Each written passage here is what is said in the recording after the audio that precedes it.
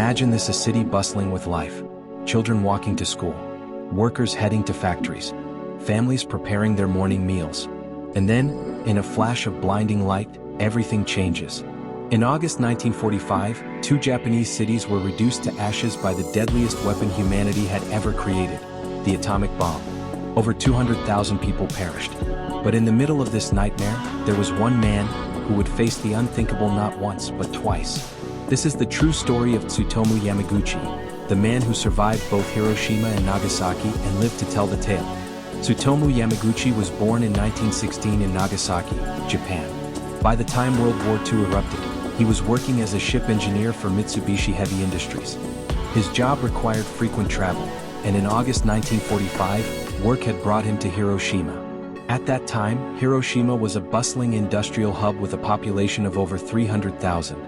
Life wasn't easy. Japan was already exhausted from years of war, but people were still trying to live normal lives. Yamaguchi had been away from his wife and 2 young children in Nagasaki for 3 months, and on August 6th, he was preparing to return home. That morning, Yamaguchi woke up early. He had a simple breakfast and made his way to the shipyard where his work assignment was ending. He carried with him a travel pass, eager to finally see his family again. At exactly 8:15 a.m., as he was walking near the shipyard, a strange sound filled the sky. He looked up and saw a bomber plane, the Enola Gay, releasing a small object with a parachute attached. A second later, the world turned white. The atomic bomb known as Little Boy exploded with a force equivalent to 15,000 tons of TNT. A searing flash of light engulfed Hiroshima. Buildings crumbled. Fires erupted instantly. Tens of thousands of people were vaporized where they stood.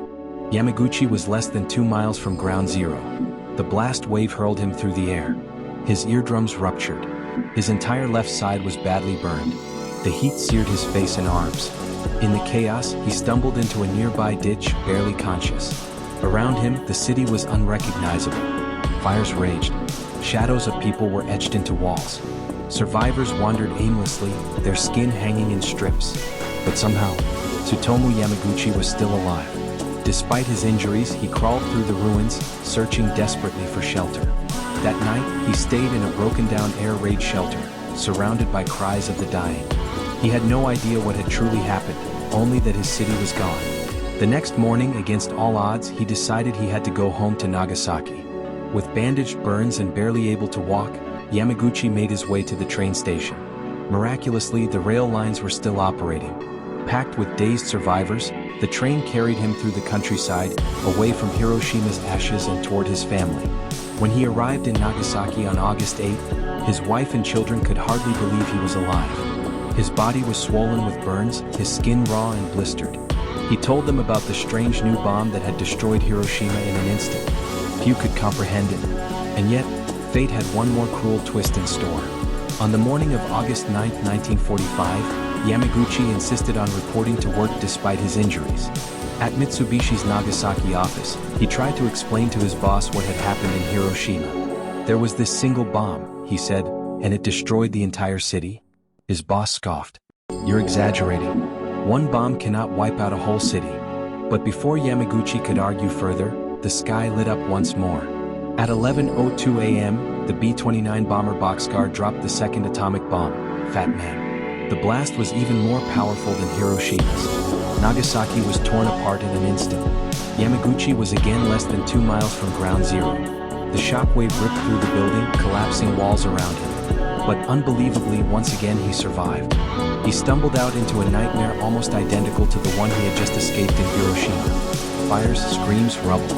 But this time his wife and children were there too. By sheer luck, when the bomb hit, his family had been inside an air raid shelter, which protected them. Together they survived the second bomb. In the days that followed, Yamaguchi's burns worsened.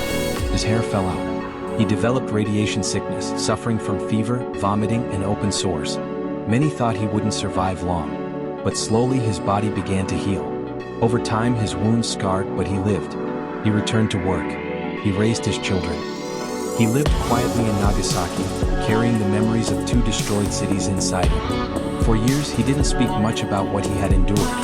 Japan was rebuilding, and survivors, known as hibakusha, often faced discrimination. Employers believed radiation had permanently damaged them. Many suffered in silence.